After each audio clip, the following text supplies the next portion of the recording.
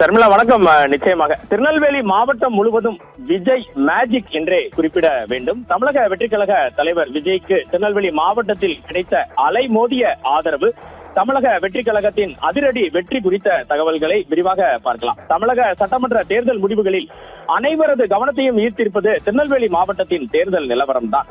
இங்கு புதிதாக களம் கண்ட தமிழக வெற்றி கழகம் திமுக மற்றும் அதிமுக ஆகிய பலமான திராவிட கட்சிகளுக்கு இணையாக வாக்குகளை பெற்று 3 தொகுதிகளை கைப்பற்றி அரசியல் வரலாற்றையே மாற்றி அமைத்துள்ளது.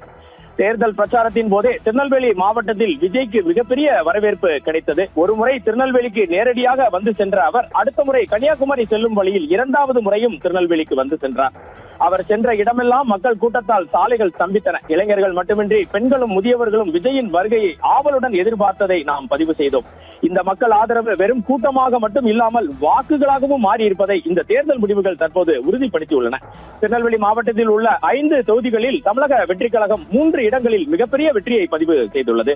திருநெல்வேலி தொகுதியில் தமிழக வெற்றி கழக வேட்பாளர் RS முருகன் சுமார் 12,000 வாக்குகள் வித்தியாசத்தில் அபார வெற்றி பெற்றுள்ளார்.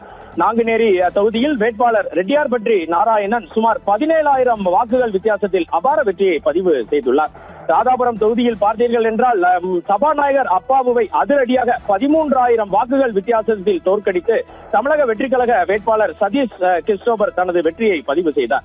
இந்த தேர்தல் வெற்றி குறித்து திருநெல்வேலி மாவட்ட மக்கள் தெரிவித்த கருத்துக்களை நேற்று மாலையும் இன்று காலையும் பல்வேறு தரப்பினரிடம் பேசினோம். ஷர்மிளா, 1977 எம்ஜிஆர் ஒரு மாபெரும் அரசியல் மாற்றத்தை கொண்டு வந்ததை போலவே தற்போது விஜய் மிகப்பெரிய எழுச்சியை தமிழகத்தில் ஏற்படுத்தியுள்ளார், திருநெல்வேலி மாவட்டத்திலும் ஏற்படுத்தியுள்ளார் என்றே குறிப்பிடுகிறார்கள்.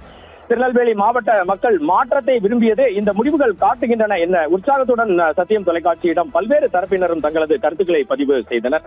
தமிழக வெற்றி கழகத்தின் இந்த எழுச்சியால் பல தொகுதிகளில் முக்கிய வேட்பாளர்கள் பின்னடைவை சந்தித்துள்ளனர். குறிப்பாக திருநெல்வேலி மாவட்டத்தில் போட்டியிட்ட 90 வேட்பாளர்களில் திமுக, அதிமுக மற்றும் தமிழக வெற்றி கழக வேட்பாளர்களை தவிர நாம் தமிழர் கட்சி மற்றும் பல்வேறு சுயேட்சை வேட்பாளர்கள் பல தொகுதிகளில் தங்களது வைப்புத் தொகை டெபாசிட்டை இழந்துள்ளது இங்கு குறிப்பிடத்தக்கது.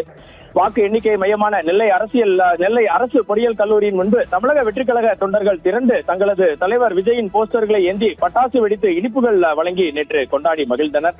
தமிழக வெற்றி கழகத்தின் இந்த வெற்றி திருநெல்வேலி மாவட்டத்தை அக்கட்சியின் கோட்டையாகவே மாற்றியுள்ளதாக அரசியல் விமர்சகர்கள் கருதுகின்றனர். ஷர்மிளா,